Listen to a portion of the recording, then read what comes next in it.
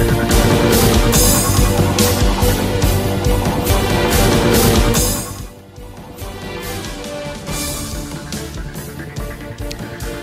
রাসেল আহমেদ আপনাদের স্বাগত জানাচ্ছি আমাদের নিয়মিত আয়োজন 24 ঘন্টা অনুষ্ঠানে সমসাময়িক রাজনীতির বিষয়গুলো নিয়ে আমরা আলোচনা করি। আজকেও আলোচনা করব।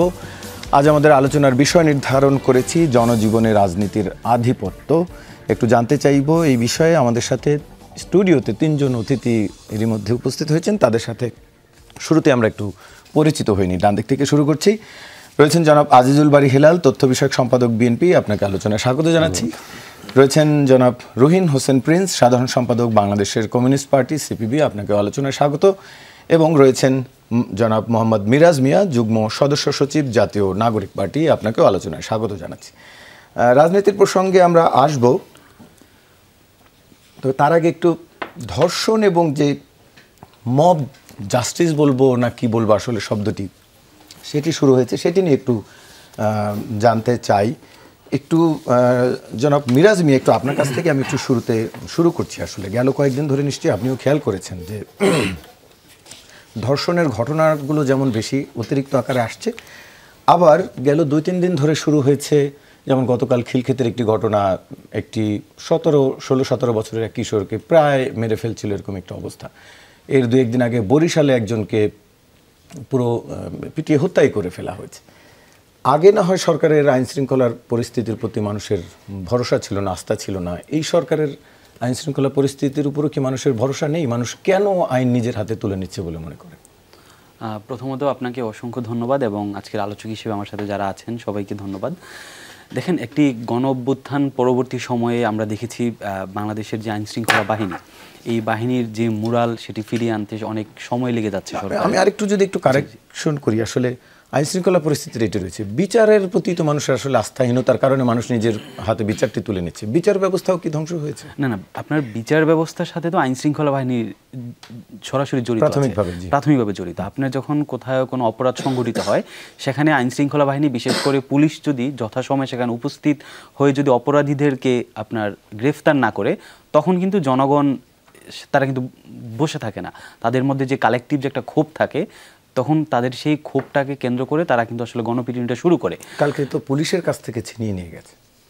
জি, এখন এই ব্যাপারটি যেটি ঘটছে সেটি আমরা দেখেছি যে আইন শৃঙ্খলা বাহিনী যতদিন না পর্যন্ত তাদের মুরাল আমরা ফিরিয়ে নিয়ে আসতে পারছি এবং যতদিন না তারা সক্রিয় হচ্ছেন খুব ভালোভাবে, ততদিন পর্যন্ত এটা মানুষের আসলে যে আস্থাটা সেটা কিন্তু ফিরে আসবে না।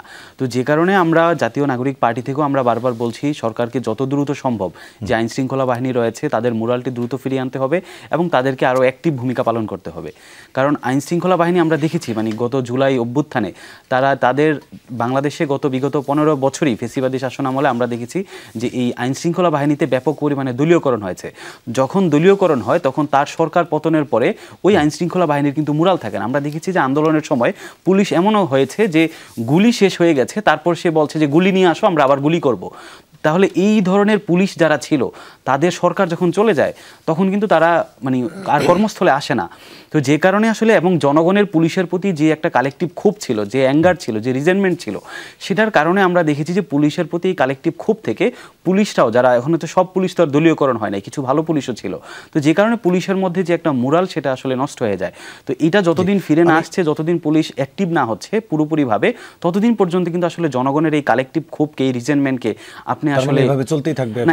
এই জন্য আমরা বলছি যে পুলিশ না, কিন্তু আমরা রিসেন্টলি দেখতে পাচ্ছি যে এটা আবার একটা ভালো দিক, যে যতগুলো ধর্ষণের ঘটনা ঘটেছে পুলিশ কিন্তু সাথে সাথে অ্যাকশন নিয়েছে। যেমন এই যে আজকে পটুয়াখালীতে, আমি গাড়িতে আসার সময় নিউজে পড়লাম যে পটুয়াখালীতে একজন যে শহীদ হয়েছেন, তার ছোট ছোট 2টি বাচ্চা তার বাবার শহীদের ওখানে যাচ্ছিল, সেখানে তারা ধর্ষণের শিকার হয়েছে এবং একটু পরেই দেখি যে পুলিশ সাথে সাথে তাকে একজনকে গ্রেফতার করেছে।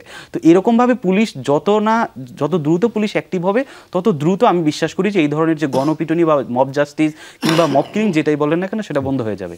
জি, আপনার কাছে আবারও আসবো আমি রাজনীতির প্রসঙ্গে, যেটি নিয়ে আসলে আমরা শিরোনাম করেছি। একটু প্রিন্স ভাইয়ের কাছে একটু আসতে চাই যে আমরা এর আগে দেখেছি এই সরকার দায়িত্ব নেওয়ার পরপরই তোফাজ্জলকে ঢাকা বিশ্ববিদ্যালয়ে গণপিটুনির পরে, যে হত্যা করার পরে কয়েকজনকে বিচারের আওতায় আনা হয়েছে, কয়েকজনকে অ্যারেস্ট করা হয়েছে, পুলিশ চার্জশিট দিয়েছে এবং ওই ধরনের ঘটনা অনেকটা কমেও গেছে এরপরে বলা যায়। এখনকার যে ঘটনাগুলো ঘটছে বা বিভিন্ন জায়গায়, যে শুধু এই গেল 2-3 দিন ধরে নয়, এর আগেও ঘটছে, এগুলোকেও কি বিচারের আওতায় আনা জরুরি বলে মনে করেন কিনা? সিসিটিভির ফুটেজ রয়েছে, মোবাইলে রয়েছে, ক্যামেরার ফুটেজ রয়েছে। না, আমার তো মনে হয় মানে এক কথায় উত্তর অবশ্যই আনা উচিত, এবং যে তারা বিচারের আওতায় এই যে ঘটনাগুলোর কথা বললেন তারা আসছে, এবং এই ধরনের কোনো ঘটনা ঘটলে অবশ্যই তারা বিচারের আওতায় আসবে। আপনি এই দুইটা জিনিস যদি নিশ্চিত করতে আমরা পারি তাহলে অনেক ঘটনা আমরা রোধ করতে পারি। কিন্তু সেই উদ্যোগ কি দেখা যাচ্ছে? এইটা আগে আমরা এগ্রি করি কিনা, মানে আমরা মানে এই জায়গায় তো না, মানে যারা পরিচালনা করছি সেটা আমরা করি কিনা সেটা হচ্ছে প্রধান প্রশ্ন। আমি ওটা মানুষ দেখাটা পরে আসি। দ্বিতীয় কথা, একটু জাস্ট ছোট্ট করি, ধরুন বিশেষ করে ধর্ষণের তো অনেক বড় আলোচনা, আমি সেদিকে যাচ্ছি না। এটা একটু মনে রাখতে হবে, অন্য পয়েন্টে আমি গেলাম না, সাধারণ আলোচনা হয়। আমাদের সোসাইটিতে আপনি যদি যে নারী বিদ্বেষী প্রচার, প্রোপাগান্ডা, অন্য বিষয়গুলো অব্যাহত রাখেন, একটা তো হচ্ছে যে বিচার না হওয়া তো আছেই, সে যেটা আলোচনা আমি অধিকার ঢুকলাম না, তাহলে কিন্তু এই ধরনের ঘটনাগুলো ঘটতে থাকবে, আপনি সেটাও রোধ করতে পারবেন না। এবার থার্ড পয়েন্ট, কারণ এখানে যেটা আলোচনা আসলো খুবই কারেক্টলি আসছে, যে আমরা পুলিশ মেন্স যদি বলে প্রতীকী, এই অর্থে আইন শৃঙ্খলা বাহিনীর কথা বলছি, যে তারা ঠিকমতো দায়িত্ব পালন করবে, এটি তো কথা। তাহলে আমরা অনেক কিছু কমাইতে পারি, কিন্তু তার সাথে একটা সোশ্যাল বেজও গড়ে তোলা দরকার, মানে কালচারাল সোশ্যাল বেজ। আবার সোশ্যাল বেজ মানে যদি নারী বিদ্বেষী সোশ্যাল বেজ হয় তাহলে তো আর ফলাফল হবে না, ওটা মিন করছে না। তাহলে এখন দেখেন, একটা গণ অভ্যুত্থানের আগের ঘটনাবলীর কারণে, অনেক বাস্তব কারণে এখনো পর্যন্ত তাদের যে কথাটা বলছে যে নৈতিক বল ফিরে আসে নাই, এটি তো বলছেন, কিন্তু এটা ফিরিয়ে আনার জন্য অন্তত পক্ষে তাকে নানা ধরনের, আপনি যদি বলেন কি বলে যে উন্নত করা, মানসিকভাবে অন্য বিষয়গুলো করা তো থাকেই, কিন্তু আপনার তো একটা প্রধান কাজ করতে হবে, যে ক্ষমতায় যারা আছে তাকে নিশ্চিত করে বুঝতে হবে উনি হচ্ছেন ক্ষমতা, উনি রাষ্ট্র পরিচালনা করছেন, উনি আমাকে এইগুলোর উপর হস্তক্ষেপ করবেন না, আমি যে আইন শৃঙ্খলা রক্ষায় যে কাজগুলো করব সেটাকে উনি সহায়তা করবেন। এইখানে তো ঘাটতি সেটা অলরেডি রয়ে গেছে, কারণ ক্ষমতায় যে অন্তর্বর্তীকালীন সরকার আমরা দেখছি এখনো পর্যন্ত কিন্তু তারা এটা করতে পারেনি 7 মাসে, এবং এই সরকারে সরাসরি না থাকুক কিন্তু তথাকথিত দাবিদাররা বিভিন্ন জায়গায়, যেটাকে আমরা মব সন্ত্রাস বলছি, এই সন্ত্রাসের সাথে জড়িত হওয়াতে অনেক সময় তারাও তো মোরালি কিন্তু পেছে চলে যাচ্ছে, যার জন্য যে পুলিশের কাছে ছিনতাই করে নেওয়া, কি হবে না হবে এটা যাচ্ছে।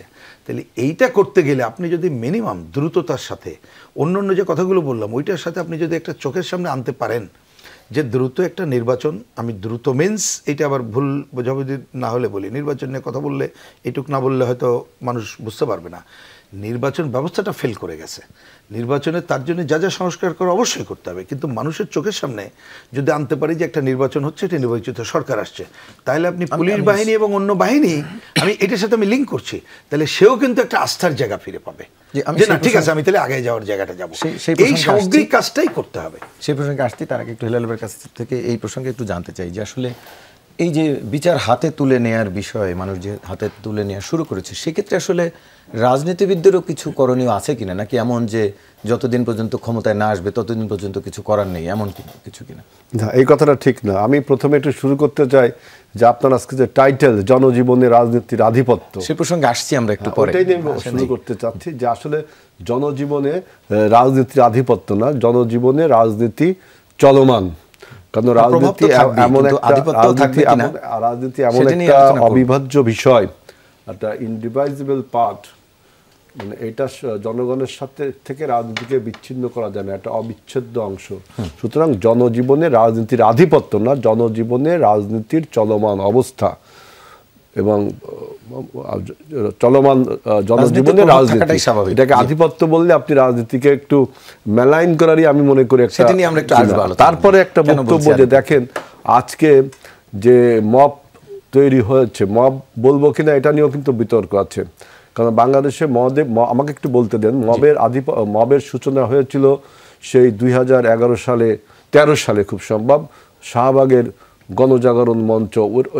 ইট was a mob, it was a truly mob, because তারা একটা হাইকোর্টের রায়কে চ্যালেঞ্জ করে সেখানে মব সৃষ্টি করে আপনার রায় বাতিল করে দিয়েছিল। এইটাকে আপনি বলছেন যে মব জাস্টিস বলেছিল। আসলে ছিল একটা মব ভায়োলেন্স, মব ইনজাস্টিস বললে ভালো হতো। কারণ হাইকোর্টের রায়কে যে মব সৃষ্টি করে আপনার বাতিল করা যায়, এইটা তখন সূচনা বিন্দু। এইটার আবার পুনঃপ্রবর্তন হলো 2008 আপনার 8ই আগস্ট আমাদের গণ অভ্যুত্থানের পরে, কিছুদিনের পরে একদল ছাত্র যখন সচিবালয়ে ঢুকে গিয়ে বলল যে আমরা পরীক্ষা ছাড়া পাশ করব, এই হলো দ্বিতীয় পুনঃপ্রবর্তন of mob violence or mob culture. আর বিপ্লবের পরে, এটা যেহেতু বিপ্লব হয়নি, সেজন্য বিপ্লবের পরে পৃথিবীর দেশে দেশে যে সমস্ত ভায়োলেন্স বা যে সমস্ত আপনার ব্যাকলাশটা হয়, এটা বাংলাদেশে হয়নি, যেহেতু বাংলাদেশের সমাজ কাঠামোটা স্ট্রং ছিল বলে সেখানে বাংলাদেশে শেখ হাসিনা যেটা বলেছে সেটা হয়নি, লাখ লাখ লোক মারা যাবে সেটা হয়নি। এখন যে ধর্ষণ এবং নারী হত্যা, শিশু হত্যা, ধর্ষণ যে চলছে, এইটার পিছনে আপনি দেখেন এইটার ফলে কি হচ্ছে। বাংলাদেশে ধর্মীয় যে উগ্রবাদী অপতৎপরতা এবং চরমপন্থার একটা বিকাশ বা উদ্ভব কিন্তু দেখা যেতে পারে। কারণ এই যে নারীর প্রতি সহিংসতা, বিভিন্ন কালচারকে সামনে এনে ঢাকা বিশ্ববিদ্যালয় যেটা দেখলেন যে একটা নারী কোন ড্রেস পরবে সেটা ডিকটেট করছে একজন, একটা নারী সিগারেট পাবলিক প্লেসে খাবে কি খাবে না, সে একটা পুরুষের জন্য পাবলিক প্লেসে সিগারেট খাওয়া ঠিক না, তাই না? সেইখানে একটা বয়ান তৈরি করা হলো। সেই জন্য বলছি যে এই যে নারীর প্রতি ভায়োলেন্স, এখানে ধর্মীয় উগ্রবাদীদের অপতৎপরতা, চরমপন্থা বিকাশ। তারপর দেখেন আর একটা জিনিস হল, দেখবেন যে আমি দেখলাম সরকারের এখানে মানে সমস্যাটা কোথায়। সরকার যখন তার যে মূল কাজ, সেই মূল কাজ আইন শৃঙ্খলা রক্ষা করা, তার মূল কাজ রুটিন দায়িত্ব পালন করা, তার মূল কাজ বাংলাদেশকে গণতন্ত্রের পথে নিয়ে যাওয়া, এই দিক বাদ দিয়ে তিনি ক্ষমতায় থাকার জন্য বিভিন্ন রকম ন্যারেটিভ তৈরি করেছে, বিভিন্ন রকম কাজ শুরু করেছে। অর্থাৎ মূল কাজ থেকে ফোকাসটা যখন অন্যদিকে চলে যাচ্ছে, তখন কিন্তু এই যে ধর্মীয় উগ্রবাদীদের অপতৎপরতা, চরমপন্থা, এইসব কিন্তু আপনার সিনড্রোম আমরা লক্ষ্য করতে পারছি। কারণ অন্তর্বর্তী সরকারের কিছু কিছু উপদেষ্টা এবং দু একটা রাজনৈতিক দলকেও আমি দেখেছি যে জাতীয় নির্বাচনের কোশ্চেনে, জাতীয় নির্বাচনকে বাইপাস করবার জন্য, গণতন্ত্রকে বাইপাস করবার জন্য বিভিন্ন রকম ন্যারেটিভ তুলছে, সরকার সেই দিকে মনোনিবেশ করছে।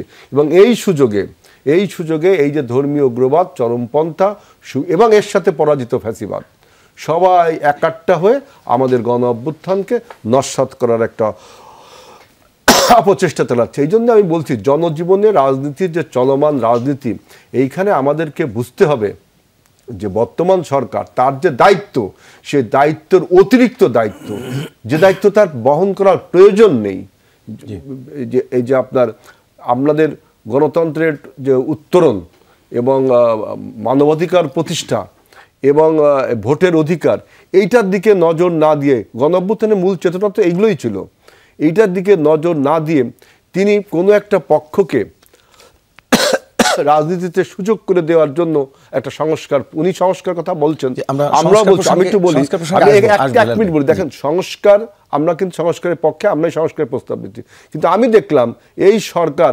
সংস্কার একটা করেছে, এটা ঠিক। গত 8 মাসে তারা যত কথা বলুক, প্র্যাকটিক্যাল একটা সংস্কার করেছে কি, আমাদের একটি নতুন রাজনৈতিক দলের গঠনের প্রক্রিয়াকে তারা ত্বরান্বিত করেছে, সহজ করেছে।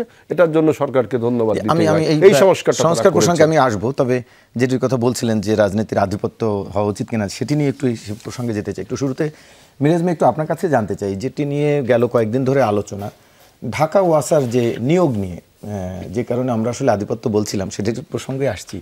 ওয়াসার নিয়োগে সেখানে একটি গণমাধ্যমের রিপোর্ট নিয়ে ব্যাপক আলোচনা হয়েছে যে সেখানে রাজনীতিবিদ হিসাবে আপনাদের দলের পক্ষ থেকেই যারা এখন রয়েছেন তাদের সুপারিশে নিয়োগ হয়েছে। অনেকের নাম এসছে, নাহিদ ইসলামের নাম এসছে, সমন্বয়কের নাম এসছে, আরও কয়েকজনের নাম এসছে। একজন হান্নান মাসুদ, তিনি সামাজিক যোগাযোগ মাধ্যমের একটি বলেছেন যে এটি মিডিয়া ট্রায়াল হচ্ছে, কিন্তু তিনি ব্যাখ্যা দেননি আসলে ওইখানে কী ঘটেছে। একটু আপনার কাছে ব্যাখ্যা আছে কি, যে কী ঘটেছে? আচ্ছা, ব্যাখ্যাটা হচ্ছে, এটি যখন একটি টেলিভিশন চ্যানেল থেকে বা একটি নিউজ মিডিয়া থেকে ব্যাপারটি প্রথম সামনে আসে, দেশ টিভি থেকে, তখন তারা ব্যাপারটিকে এমনভাবে উপস্থাপন করে যে এই সমন্বয়ক যারা আছে এবং নাগরিক পার্টির যারা আছে তারা মিলে 150 জন মানুষকে তারা একটা সুপারিশের ভিত্তিতে তারা নিয়োগ দিয়েছে। কিন্তু এই ঘটনাটি ছিল সম্পূর্ণ একটা ভুল স্টেটমেন্ট ছিল সেখানে। আমরা দেখেছি যে এই যে 150 জন, আপনাকে আমি প্রথমেই বলি, এই 150 জনের মধ্যে সেটা হচ্ছে এখানে রাজনৈতিক দলেরও যেমন সুপারিশ ছিল, বিভিন্ন বড় বড় আমলাদের সচিবদেরও সুপারিশ ছিল, এমনকি আমরা দেখেছি যে ব্রিগেডিয়ার জেনারেলদেরও সুপারিশ ছিল, এমনকি রাজনৈতিক দল হিসেবে সেখানে বিএনপিরও সুপারিশ ছিল, এবং জাতীয় নাগরিক পার্টিরও কিছু নাহিদের নাম এসেছে এবং সমন্বয়কদের নামও এসেছে। এখন প্রথমত হচ্ছে অন্যায় মানে হচ্ছে অন্যায়, মানে একটা নাগরিক পার্টি একটা অন্যায় করবে বলে সে অন্যায়টা বিএনপিও করতে পারে, এটা কিন্তু হয় না। অন্যায় মানে অন্যায়। এখন দেখেন আপনি এই যে ওয়াসার যে নিয়োগটা, এটা হচ্ছে এই যে মাস্টার রুলিং যে নিয়োগটা, এটা আসলে একটা চুক্তিভিত্তিক নিয়োগ, এটা আপনি জানেন।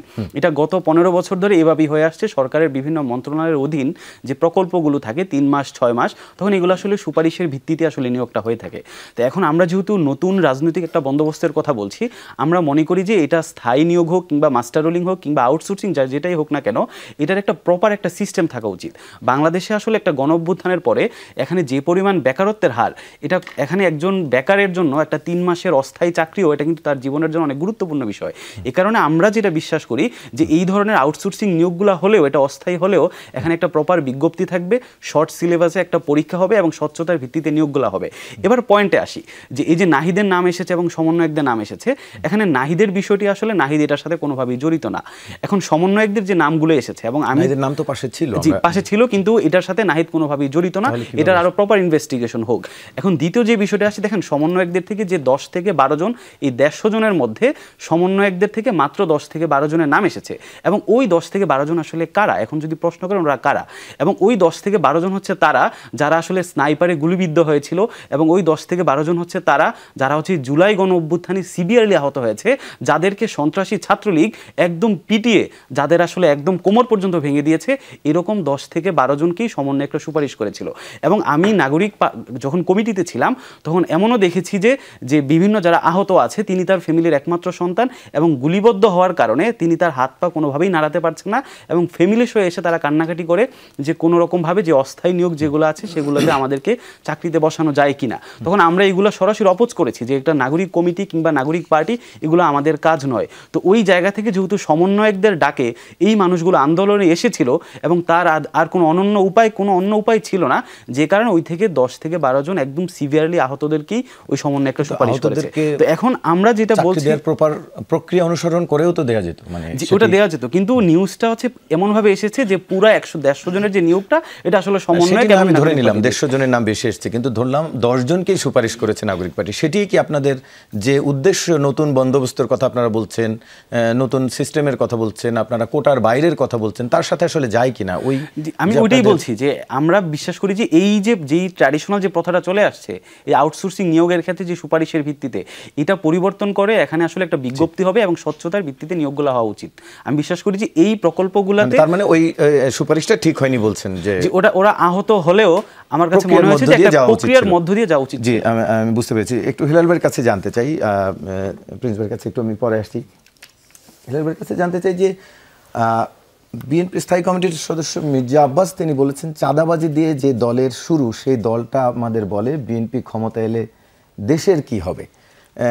নতুন দলদের উদ্দেশ্যেই আসলে হয়তো কথাটি তিনি বলেছেন, সেটি তার অন্য আশপাশে আরও বক্তব্য থেকে হয়তো তেমনটি বোঝা যায়। এখানে আমার কাছে বেশ কিছু সংবাদ, আমি গুগলে একটি সার্চ দিয়েছিলাম কেবল বিএনপির বিরুদ্ধে অভিযোগ, যতগুলো প্রথম পৃষ্ঠে এসছে তার মধ্যে অনেকগুলো এলাকার নাম এসছে এবং অনেকগুলো অভিযোগ এসছে।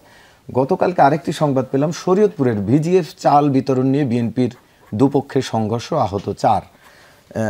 তো মানে এই ভিজিএফ চাল পর্যন্ত যদি বিএনপির সুপারিশ পৌঁছে যায়, মানে এতদূর কি আসলে এনসিপি পৌঁছাতে পেরেছে কিনা এখন পর্যন্ত? দেখেন, ভিজিএফ হলো আপনার এই যে দরিদ্র মানুষদের যে আপনার খাদ্য নিরাপত্তার এইগুলো আমি যতদূর জানি যে চেয়ারম্যানরা করে, সরকার প্রত্যেক ইউনিয়নে জনগণ বেসিসে নির্দিষ্ট সংখ্যা কার্ড দিচ্ছে, 10 কেজি করে চাল দিচ্ছে।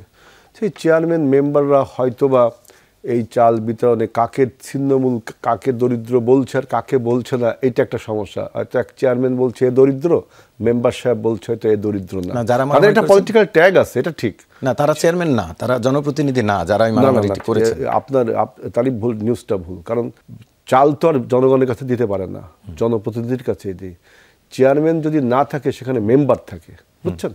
সেই মেম্বাররা এত প্যানেল চেয়ারম্যান হয়, বুঝছেন, তা সে পায়, জনপ্রতিনিধি পায়, এমনি কেউ পায় না। এটা একটা ভুল নিউজ।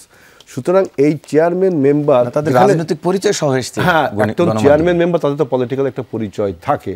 তা আমি বলছি যে সংঘর্ষটা কখন হয়? 10 কেজি চালের আমি 4000 কার্ড পেয়েছি, আমি কোন 4000জনকে দিব? আমি চেয়ারম্যান, সেফর আমি চেয়ারম্যান, আমার একটা পলিটিক্যাল ট্যাগ আছে, আমি কোন 4000জনকে দিব? দেখা যাচ্ছে আর একজন মেম্বার বা আরও 9 জন মেম্বার থেকে সে বলছে না এই 4000 না, তুমি এই 4000 জন্য দিবা, ও বলছে এই 5 জনকে কেন দিয়ানি। এইটা সামাজিক এই বিশৃঙ্খলাটা আদিকাল থেকে এই চেয়ারম্যানদের এই টাকা ভাগ করা, মানে চাল ভাগ করা নেই, এটা কিন্তু একটা অন্য ইস্যু। এটা কিন্তু আপনার একটা পার্সোনাল পলিটিক্যাল ইস্যু না, এটা একটা পলিটিক্যাল ইস্যু না। পলিটিক্যাল ইস্যু হলো যদি আপনি এই স্থানীয় সরকারের প্রতিনিধি না হয়ে জোরপূর্বক টিওনো সাহেবের কাছ থেকে আপনি কার্ডগুলো নিতেন, এটা একটা পলিটিক্যাল ইস্যু। টিওনো সাহেবের থেকে না, কিন্তু স্থানীয় সরকার প্রতিনিধি তারা না, আপনি এইটা বিজেপি কার্ডটা আপনি জিজ্ঞেস করেন। আমি তো পলিটিক্সটা এলাকায় করি, এখানে টিওনো সাহেব আপনার প্রত্যেকটা ইউনিয়ন পরিষদে তাদের আপনার পপুলেশন বেসিসে আমার ইউনিয়ন যে 4500 কত দেখলাম জন 10,000 কেজি করে চাল পাবে। চেয়ারম্যান সাহেব, মেম্বার সাহেবরা বসে ওই যে পরিষদ আছে, চেয়ারম্যান সাহেব যদি পালিয়ে যায় সেখানে একজন বিকল্প চেয়ারম্যান আছে, তারা বসে ওই 4000 লোক সিলেক্ট করে। ওই সিলেক্ট করতে যে তখন সমস্যাটা হয়।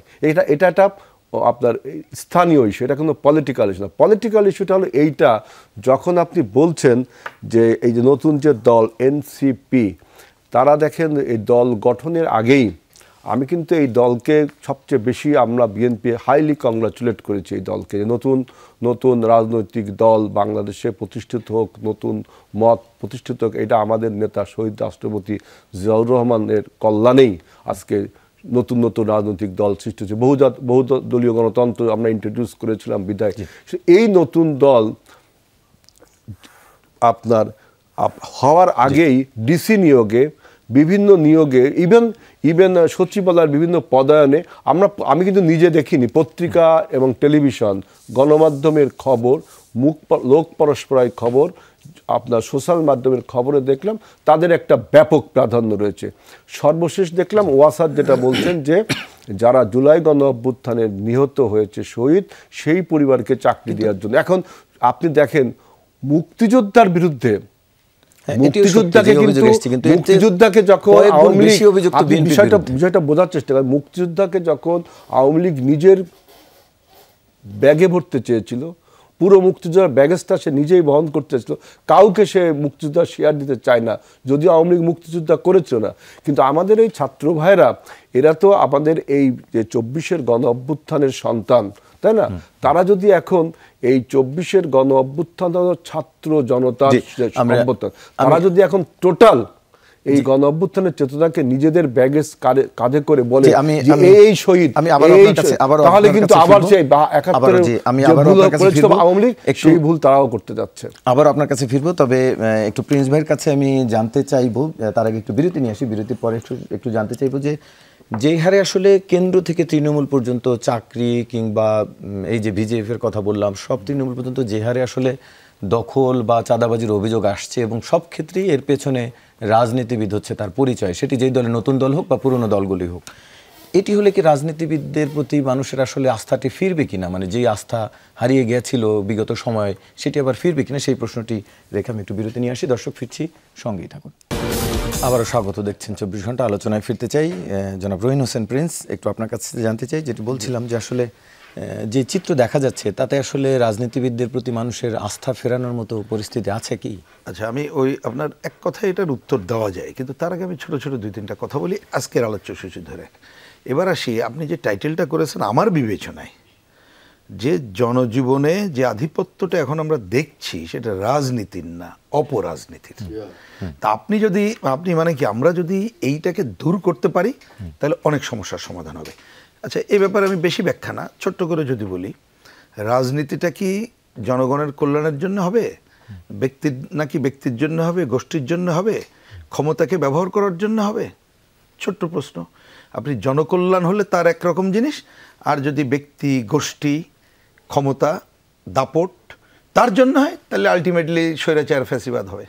তো এখন যেটা চলছে, এমনকি এত বড় গণ অভ্যুত্থানের পরে আপনি রিসেন্টলি ওয়াসা সহ যেটা দেখছেন, এসবই অপরাজনীতির আধিপত্য। যে এবার আমি আরেকটা জরুরি কথা না বলে পারছি না, সেটা না হলে আপনারা শুধু ওয়াসা দেখলে ভুল করবেন। এই যে দেখেন একটা শব্দ চলে আসলো আউটসোর্সিং। এটা কি আমি জানি না যে আপনাদের মনে আছে কিনা বা আপনারা টেলিভিশনে কতটুক দেখিয়েছেন, আমার জানা নেই। আউটসোর্সিং বাংলাদেশে আমি যদি ভুল না করি 6 লক্ষের উপরে আছে। তারা দীর্ঘ আন্দোলন করেছিল, তাদেরকে কাঁদানো গ্যাস না এখন কি বলে ওই যে পানি, রাবার বুলেট মারা হয়েছে, তাদের একজন আহত ছিল। এখন মনে হলো, আমি আজকে রাতেই খোঁজ নেবো তার কি অবস্থা, আমি জানি না কি ঘটেছিল জানেন। যে এই অভ্যুত্থানের পরে আউটসোর্সিং তো আপনি শুনলেন, যেটা এইটার সাথে আমরা দ্বিমত করি। মানে এটা হচ্ছে যে একজন চাকরিজীবী হলে তার যে প্রভিডেন্ট গ্র্যাচুইটি অন্য অন্য জায়গাগুলো থাকে, ওইগুলো ফাঁকি দেওয়ার জন্যে আপনি 3 মাস পর পর একটা দায়িত্ব কন্ট্যাক্ট বেসিস, যাতে করে ওইগুলো না দেওয়া হয়। এইবারের এই ঘটনার পরে একটা সুযোগ হলো, ধরুন আমি আধিপত্য বিস্তার করতাম, এখন চিন্তা করলো আচ্ছা যদি এই গ্রুপকে বাদ দিতে পারি, XYZ যারা আধিপত্য বিস্তার করে তারা তাদের মতো করে নতুন নিয়োগ দেবে। এই ছেলে মেয়েদের কান্নাকাটিগুলো তো আমরা দেখেছি। এইগুলোর ঘটনাই ওয়াসা দেখছেন, এবং আরও বহু কিছু আসে নাই পত্রিকায়।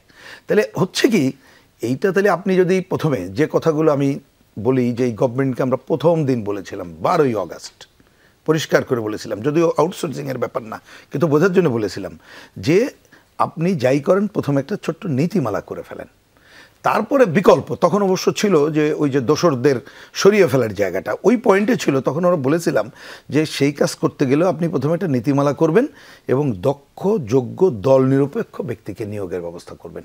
কারণ গণ অভ্যুত্থানে কোনো ব্যক্তি গোষ্ঠী জয়ী হয়নি, কিন্তু ন্যাচারাল সেটা করা যায়নি। এখন আধিপত্য নানাভাবে চলছে, সেই আধিপত্য বিস্তারে যে যার ক্ষমতা দেখাচ্ছে, সেটাই তো হবে। আমি হওয়াটাকে অস্বাভাবিক দেখছি না, কারণ দীর্ঘ যে অপরাজনীতির ছায়া, আপনি তো সেই ছায়াতলেই এখন এই রাজনীতিগুলোই নানাভাবে কাউকে কম বেশি সেটা আপনি বলতে পারেন, এটা বেড়ে উঠছে বলে তাই হচ্ছে।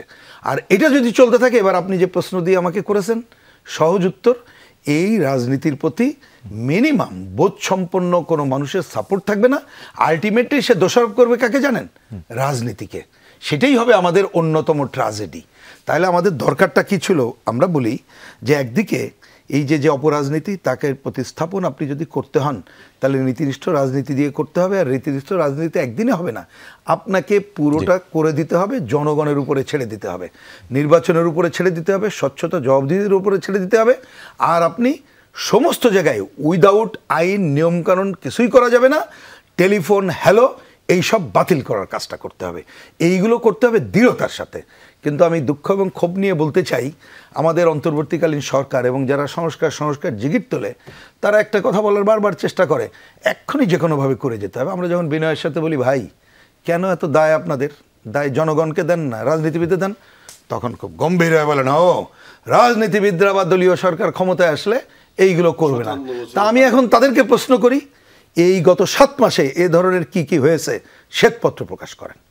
এবং আপনারা দেখেন, যদি জনগণের কাছে ফিরে না আসতে পারেন, আপনি যদি গণতন্ত্রের ধারা না আসতে পারেন, স্বচ্ছতা জবাবদিহিতা না করতে পারেন, ব্যবস্থা বদলের জন্য আইন না করতে পারেন, আপনি ওয়াসার ছোট্ট একটা দেখেছেন, এখনো ভয়ে বহু ঘটনা ঘটছে, সবাই কিন্তু উন্মুক্ত করছে না।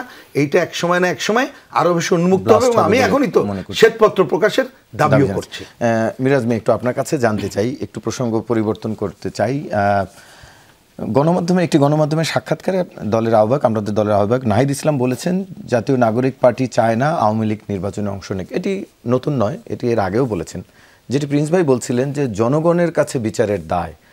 আওয়ামী লীগ যে অন্যায়গুলো করেছে, এর সবটাই তো আসলে জনগণের সাথে করেছে। তারা জনগণের ভোটাধিকার হরণ করেছে, জনগণকে গুলি করে মেরেছে, বা 1,500 মানুষের যত অন্যায় জনগণের সাথেই করেছে। তাহলে বিচারের ভারটা আপনারা কেন নিচ্ছেন, বা সরকারকে কেন দিচ্ছেন? জনগণকে কেন সে বিচারটি করতে দিচ্ছেন না? সুষ্ঠু ভোট হলে জনগণই তাদেরকে প্রত্যাখ্যান করবে, সেই সুযোগটি কেন দিচ্ছেন না? না, এখন হচ্ছে আপনি একজন অপরাধীকে, একজন যারা খুনি, তাদেরকে আপনি আমাদের এখানে কিছুক্ষণ আগে আপনি বললেন যে আসলে মব জাস্টিসের মতো যে ঘটনাগুলো হচ্ছে, জনগণ আইন তুলে নিচ্ছে, তো একটা রাষ্ট্রের যে বিচারিক প্রক্রিয়া আছে সেই প্রক্রিয়ায় কিন্তু একজন ক্রিমিনালকে আপনাকে নিয়ে আসতে হবে। সব কিছুর দায় জনগণের কাছে আপনি ছেড়ে দিতে পারেন না। জনগণ কি ডিমান্ড করে, তারা কি পুশ করে, সরকারকে সেটা শুনতে হয়। এখন আওয়ামী লীগ গত তিনটা নির্বাচনে তারা হচ্ছে একপাক্ষিকভাবে নির্বাচন করেছে, আমিডামি নির্বাচন, দিনের ভোট রাতে হয়েছে, এবং হচ্ছে আমরা দেখেছি যে একদলীয়ভাবে নির্বাচনগুলো হয়েছে। এখন এই কাজগুলো যেহেতু তারা দলগতভাবে করেছে এবং জনগণের থেকে একটা দাবি আছে যে আওয়ামী লীগ যেহেতু দলগতভাবে তিনটি নির্বাচন থেকে জনগণের ভোটাধিকার হরণ করেছে, তাহলে তাদের যে অপরাধের যে মাত্রা সেটা আসলে ব্যক্তি শেখ হাসিনার না, এটা তাদের দলগত একটা অপরাধ। যেহেতু তাদের এটা দলগত অপরাধ, তাহলে এই সিদ্ধান্তটা তাদের অপরাধের যে শাস্তি, অপরাধের যে বিচার, সেটা শুধু ব্যক্তি শেখ হাসিনার বিচার না, সেটা দলগত বলেছে। কিভাবে বলেছে? ভোটের কোনো ম্যান্ডেটের মাধ্যমে বলেছে না। এখন এই যে জনগণ কিভাবে বলেছে, এটা আসলে আপনি মানে প্রত্যেকটা তো আপনি স্ট্যাটিস্টিক আপনি করতে পারবেন। আপনি জনগণের কাছে যান, জনমত নেন, আপনারা জরিপ নেন। জনগণ চায় যে আওয়ামী লীগকে বিচারিক প্রক্রিয়া আনতে হবে, এবং যে সেটি বটেই যে যারা অন্যায় করেছে তাদের বিচার তো অবশ্যই হবে, কিন্তু সেই বিচারটি আসলে জনগণেরই করা উচিত কিনা, বা আপনারা কেন আওয়ামী লীগের বিচার তো জনগণ করছে না। এই জনগণ দাবি জানাচ্ছে সরকারকে যাতে আওয়ামী লীগকে বিচারের অধীনে নিয়ে আসে। সেটা তো এক ধরনের আপেক্ষিক হয়ে গেল। সবাই বলছে যে জনগণ এটি বলছে, সব দলই বলছে, আপনারাও বলছেন এক ধরনের, বা প্রিন্স ভাইরা বলছেন, বিএনপি বলছে, সবাই তো জনগণের কথাই আসলে বলছেন, কিন্তু সবার কথার ধরন আবার আলাদাও থাকছে কখনো কখনো।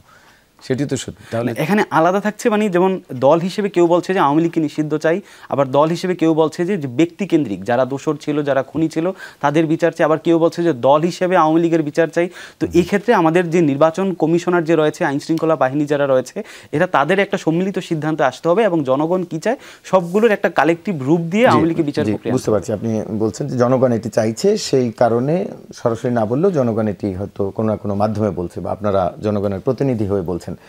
একটু হেলাল ভাইয়ের কাছে একটু জানতে চাই, এনসিপির কথা রেশ ধরেই, অর্থাৎ হাসনাত আবদুল্লাহ আরেকটি দাবি আজকেও করেছেন, যে আবারও তিনি দাবিটি করেছেন যে স্থানীয় সরকার নির্বাচন সেটি অতি দ্রুত, বা বিশেষ করে মানুষের নাগরিক সেবার জন্য তারা সেটি দাবি জানিয়েছেন, অর্থাৎ জাতীয় নির্বাচনের আগে, যেটি আপনিও কিছুটা একই কথা যে বিভিন্ন রকম ন্যারেটিভ তোলা হবে। এখন স্থানীয় সরকার আগে হবে না পরে হবে, এটা তো রিজলভ হলো, আবারও তোলা হচ্ছে। জি, আবারও তোলা হচ্ছে। কিন্তু আপনার কাছে একটু জানতে চাই, এখনকার যে আইন শৃঙ্খলা পরিস্থিতি, আমরা দেখেছি যে ৭৫-এর পরে যে আইন শৃঙ্খলা পরিস্থিতি ভেঙে গিয়েছিল, এবং তখন ৭৭-এ যে জাতীয় নির্বাচনের আগে স্থানীয় সরকার নির্বাচন জিয়াউর রহমান দিয়েছিল, হানা ভোট হয়েছিল, হানা ভোটের আগেও কিছু ভোট হয়েছিল স্থানীয় সরকারের, আবার হানা ভোটের পরেও কিছু স্থানীয় সরকার ভোট হয়েছিল জাতীয় নির্বাচনের আগে। তখনকার পরিস্থিতি আইন শৃঙ্খলার অনুকূলে ছিল না বলে জিয়াউর রহমান সেটি করে জাতীয় নির্বাচন পরে দিয়েছিল। এটা মনে হয় আপনার ইতিহাসগতভাবে তথ্যগতভাবে ঠিক হচ্ছে না। প্রেসিডেন্ট জিয়াউর রহমানের শাসনামলে ওনার যে 19 দফা এবং ওনার যে আদর্শ এবং ৫ম সংশোধনীর ফলে উনি যে সংবিধানের মৌলিক কিছু পরিবর্তন ঘটালেন, যে সর্বশক্তিমানের উপর আস্থা বিশ্বাস, বাঙালি জাতীয়তাবাদের পরিবর্তে জাতীয়তাবাদ কোশ্চেনে বাংলাদেশ, এই সবগুলোকে র্যাটিফাই করবার জন্য উনি গণভোট দিয়েছিলেন ৭৭ সালে। ৭৮ সালে উনি প্রেসিডেন্সিয়াল নির্বাচন এবং 79-এ উনি আপনার পার্লামেন্ট নির্বাচন হয়েছিল। এর আগে ৭৭-এর আগে কোনো বাংলাদেশে আপনার আগের যে স্থানীয় সরকার ছিল, অর্থাৎ স্থানীয় সরকারের মেয়াদ কিন্তু 5 বছর, এটা মনে রাখতে হবে। সুতরাং এটা ৭৭-এ ভোট হয়েছিল, ৭৭ সালে আপনার ভোট হয়েছিল রেফারেন্ডাম না, এছাড়াও স্থানীয় সরকার ইউনিয়ন পরিষদ হয়েছিল, পৌরসভার ভোট হয়েছিল টাইম মতো। সেটাই আগের যে সময় ৭২ সালে যে ভোটটা হয়েছিল সেটা শেষ টাইম ছিল ৭৭ সাল, 5 বছর, তো সেটা নিয়ম মতো হয়েছিল। কিন্তু বাংলাদেশে স্থানীয় পরিষদ নির্বাচন গত 1 বছর কি 1.5 বছর, তো অনেক নির্বাচনের না সমস্ত জায়গা নির্বাচনে এখনো টাইম রয়ে গেছে, এখানে টাইম যায়নি। এইটা একটা ফেক কথা। আর স্থানীয় সরকার নির্বাচনের করার দায়িত্ব স্থানীয় সরকার মন্ত্রণালয়। আমরা এই অভ্যুত্থান করেছি স্থানীয় সরকার মন্ত্রণালয়, নির্বাচন করে, কিন্তু আমরা এই অভ্যুত্থান করেছিলাম ইউনিট সরকারকে বসাইছিলাম স্থানীয় সরকার নির্বাচনের জন্য না। জাতীয় নির্বাচন হচ্ছিল না, বাধাগ্রস্ত হচ্ছিল, বিধায় তো আমাদের এই ডক্টর ইউনূস সরকারকে বসালাম। আমি সেইটা বলছি যে এই সরকারের বিভিন্ন উপদেষ্টা এবং বিভিন্ন লোকজন যারা সরকার থেকে এখন এই সরকারের বেনিফিশিয়ারি, তারা প্রমাণ করতে চাচ্ছে যে নির্বাচনের পরিবেশ নেই। কারণ কি, ক্ষমতার চেয়ার, যে বললাম intoxication of power is more than liquor, ক্ষমতার নেশা, মদের নেশার চেয়ে ভয়ঙ্কর। তারা এখন বলছে যে ওই এই মব জাস্টিস বলেন, এই ধর্ষণ, হত্যা, এই সমস্ত দিয়ে বোঝাতে চেষ্টা, এইসব হয়ে বোঝাতে চেষ্টা করছে নির্বাচনের পরিবেশ নেই। তার মানে কাউকে সে সুবিধা দিতে যাচ্ছে। আর একটা কথা বলছিলেন, রাজনীতিতে আস্থা নেই। রাজনীতিতে আস্থা যদি নাই থাকে, বলছে যে ফিরবে কিনা, কারণ যারা বলছে তাদের প্রতি আস্থা কি? প্রিন্স বাজিরা বললো গত 8 মাসে তারা কি এমন পরিবর্তন করেছে বাংলাদেশে যে তাদের প্রতি মানুষের আস্থা থাকবে। রাজনীতিবিদরা পরিবর্তন করেছে বিধায় তো আজকে আপনারা মন্ত্রী হয়েছেন। তত্ত্বাবধায়ক সরকারটা বা অন্তর্বর্তীকালীন সরকার, এটা রাজনীতিবিদদেরই চিন্তা প্রসূত ফল, এবং তারা আন্দোলন সংগ্রামের মধ্যে করেছে।